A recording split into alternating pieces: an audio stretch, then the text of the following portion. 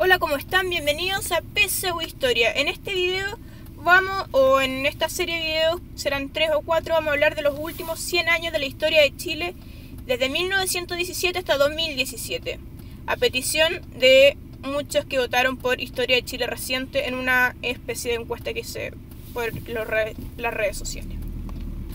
Para empezar a hablar, en 1917 estábamos en pleno gobierno parlamentario. ¿Pero qué es el parlamentarismo?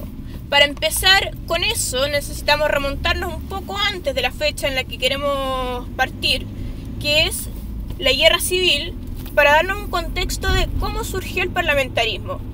Yo hice un video hace algún tiempo sobre la guerra civil, lo pueden buscar, pero en resumen se trata de que el presidente Balmaceda quería que le aprobaran la ley de presupuesto, no se la aprobaron, entonces inconstitucionalmente aprobó la ley del año anterior, cosa que terminó con una guerra civil bastante cruenta, donde perdió el presidente Balmaceda y ganaron los congresistas. El Congreso entonces instauró un sistema de gobierno usando la misma constitución que estaba, no cambiaron nada de la constitución, que es la de 1833, y partieron el sistema parlamentario. Acá está el parlamento, como pueden ver en esta imagen. El primer presidente del en el sistema parlamentario fue Jorge Montt, el último Arturo Alessandri Palma. ¿Y cuál era el problema entonces del sistema parlamentario? Porque pareciera que estaba bien, ¿no? Llegó después de una guerra civil en que el presidente en teoría había actuado inconstitucionalmente, ellos ganaron la guerra, pero este sistema tuvo varias taras, varias fallas. Partiendo, por ejemplo, porque el presidente de la República tenía bastante poco poder, tenía bastante poco mango de acción y estaba controlado por los intereses del Congreso. Y el Congreso, como tenía todos intereses más o menos similares, no se movía mucho para aprobar leyes que no estuvieran dentro de sus intereses.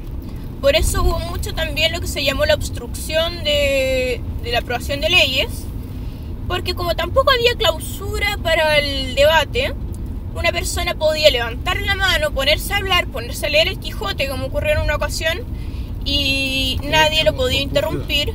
Por lo tanto, de hecho ocurrió, sí. Y nadie lo podía interrumpir, por lo tanto pasaba el tiempo, la gente, y terminaba el tiempo delimitado para aprobar esa ley. No había límite de tiempo. No había límite de tiempo, eso dije, papá. Entonces las leyes no se aprobaban. Otro problema era que se dio mucho, y esto, aunque era un problema que siguió, porque también había ocurrido desde el comienzo de la República, que era el cohecho, temas de ese tipo en las prácticas parlamentarias. Intervención electoral, sí. Intervención electoral, exactamente. Y caciquismo. Exactamente. Y otro tema era que interpelaban muy seguido a los ministros y eso provocaba mucha rotativa ministerial.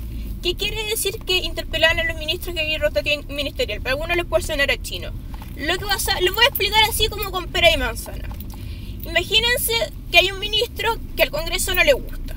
Entonces el Congreso llama a este ministro, lo hace rendir cuenta de todo lo que ha hecho y finalmente le tuerce la mano y lo obligan a dimitir. ¿Qué pasa con eso? Que hay otro que debe reemplazar y ocupar ese lugar del ministro, y empieza una rotativa ministerial impresionante con una cantidad de ministros altísima por periodo gubernamental. Esto no se me olvidó arreglar este PowerPoint, pero la llegada de Alessandri, permiso, y ahí borré la imagen, pero la imagen era en todo caso de Luis Barros Borgoño. Arturo Alessandri Palma era un candidato al que muchos denominaban el León de Tarapacá. Ay, no avanza esto. Era el candidato popular. Exactamente, el León de Tarapacá, que le decían porque había sido diputado por Tarapacá, ¿ya? Y era un nombre que le otorgó un poeta que usa ese nombre. Víctor Domingo Silva. ¿Juan Domingo cuánto? Víctor Domingo Silva. Víctor Domingo Silva. En fin, el León de Tarapacá era un candidato, Arturo Alessandri Palma, por las clases populares. a diferencia de Luis Barros Borgoño, el candidato del lado conservador que compitió contra él. Estuvieron las elecciones bastante peleadas, pero finalmente salió Arturo Alessandri presidente de la República de Chile. Pero pudo hacer en el sistema parlamentario este personaje todo lo que él pretendía, las reformas sociales que pretendía hacer y que en las elecciones de 1920 prometió a la gente. No, por el problema con el parlamentarismo. Como dije antes, el Congreso tenía todo el control y el presidente muy poco campo de acción, y eso le impidió hacer la gran parte de su programa de gobierno y sus leyes sociales. Y sus leyes sociales, exactamente. Entonces, ¿pero cuáles eran sus ideas? Las ideas de Arturo Alessandri Palma consistían en hacer leyes sociales, como dijo mi papá, que está al lado mío, y en mejorar las condiciones de vida de las personas de la clase trabajadora. Estas ideas eran bastante revolucionarias, entre comillas, pese a no serlo actualmente.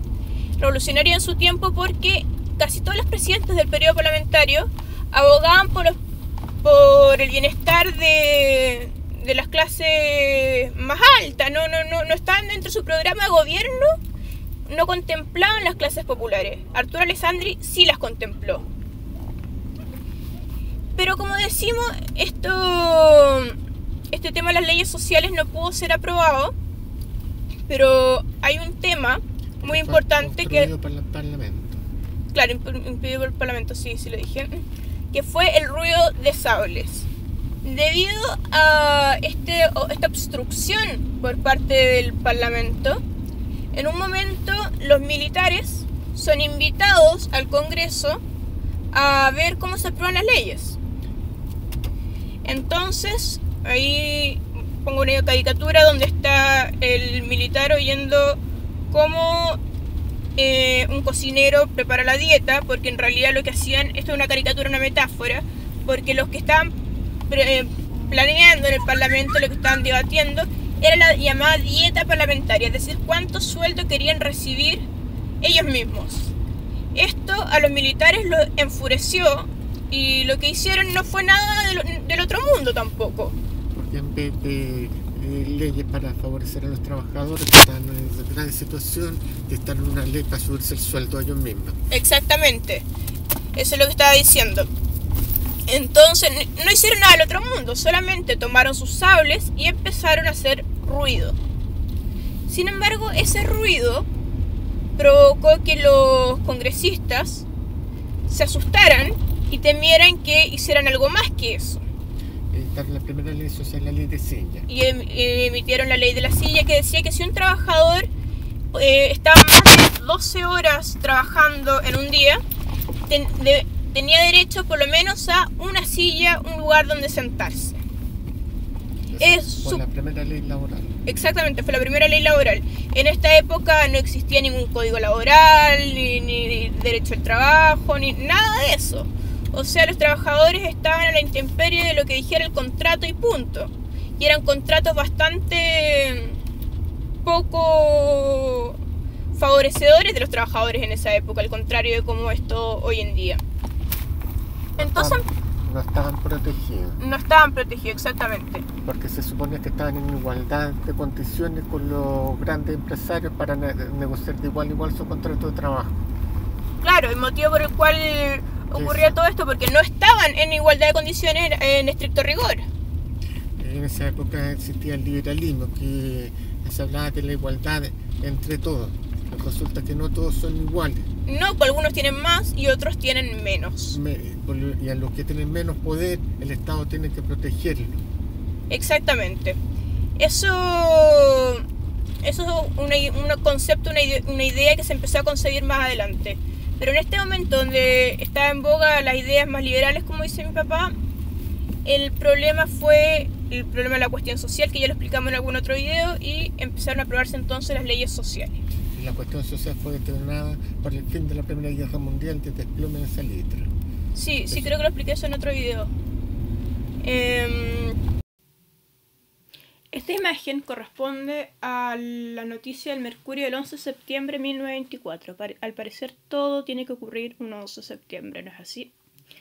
Habla sobre los graves sucesos de ayer, se decreta la disolución del Congreso Nacional, manifiesto de la Junta de Gobierno del país, hoy quedará formado el nuevo ministerio. ¿Qué pasó?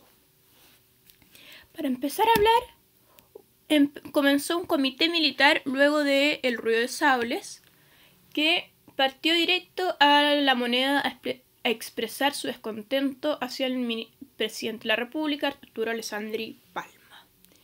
El presidente estuvo de acuerdo con lo que manifestaban estos militares, estos oficiales, y de ese modo, junto con el apoyo militar, el apoyo del presidente, y que presionaban al Congreso, empezaron a aprobar una serie de leyes sociales.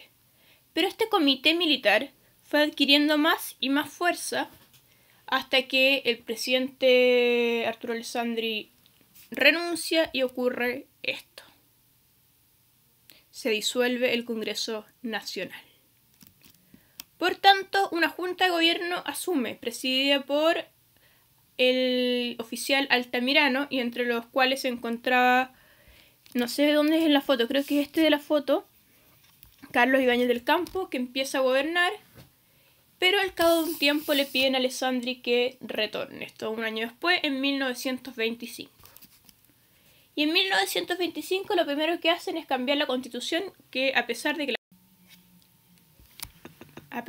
que la Constitución que gobernaba hasta el momento, la de 1833, era por completo presidencialista, no lo era así a la práctica. Y esto es una curiosidad, por así decirlo, del sistema parlamentario, porque no gobernaban con una constitución parlamentaria, como lo hace, por ejemplo, Inglaterra, sino que gobernaban con una constitución presidencialista, pero le habían aplicado una serie de reformas para hacer constitucional, por así decirlo, el parlamentarismo. Sin embargo, eso debe ser arrancado de raíz. Por eso establecen la Constitución de 1925. ¿Cuáles fueron las principales reformas institucionales que estableció esta Constitución? Más que nada, el predominio del poder del jefe de Estado, presidente de la República. Es decir, que el poder ejecutivo tiene predominio sobre el poder legislativo y, por supuesto, el poder judicial. Las reformas sociales culturales, yo diría que la principal es la separación de la Iglesia y el Estado. Lo expliqué en otro video y lo vuelvo a explicar acá. La Iglesia y el Estado son organismos aparte. No tienen que estar unidos, aunque los dos deben responder a la Constitución de la República de Chile. Finalmente, la reforma económica. La principal es que volvió el Banco Central de Chile, o sea, que se creó el Banco Central de Chile, y esto tuvo una serie de repercusiones. Por ejemplo, hubo una serie de medidas también que tomó Arturo Alessandri antes de irse luego de la promulgación de la Constitución del 25, entre las cuales se cuentan la misión Kemmerer, instaurada por el profesor de economía de la Universidad de Princeton, Erwin Walter Kemmerer, ¿ya? Y en ella querían establecer una estabilidad económica para los países, tanto latinoamericanos como europeos, incluso africanos. En Sudáfrica también usaron la misión Kemmerer. ¿En qué consistía esta? Llegaban unos money doctors, como le llamaban, o sea, un doctor monito, como sería la traducción literal al español, que veían cómo estaba la economía del país y luego determinaban una serie de reformas para mejorarla, pero a través de la creación de este Banco Central de Chile. En realidad el Banco Central de Chile se hizo a partir de la misión Kemmerer, y de establecer para la estabilidad del país una convertibilidad del papel moneda. ¿Qué quiere decir esto? Que luego de todas las peleas de los obreros y los papeleros, y supuestamente los papeleros habían ganado, acá vuelven a ganar los obreros. ¿Qué pasa acá? Que el fondo del país deja de estar, el fondo económico en el fondo, el